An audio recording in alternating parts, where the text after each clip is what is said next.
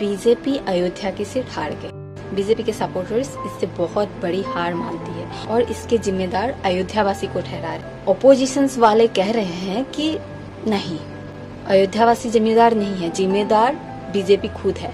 ये बीजेपी की नाकामयाबी दर्शाती है। ठीक है, सही बात है।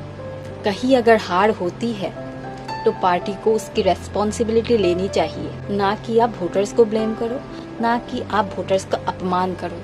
डेमोक्रेसी में अगर आप डेमोक्रेटिक होने का दावा करते हो तो अगर वोटर्स वोट करता है किसी को और किसी को जिताता है तो उस चीज की रेस्पेक्ट करनी चाहिए।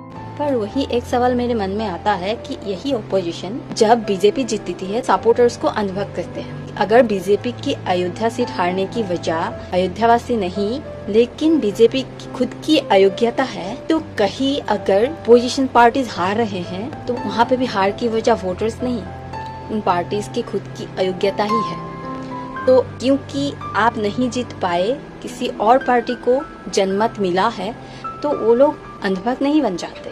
वोटर्स को रेस्पॉन्सिबल ठहराने के बजाय खुद को रेस्पॉन्सिबिलिटी लेनी चाहिए कि आपकी नाकामयाबी की वजह से आप नहीं जीत पाए, आप लोगों में वो विश्वास नहीं दिला पाए कि ओके आप कैपेबल हो, आपको वोट दे।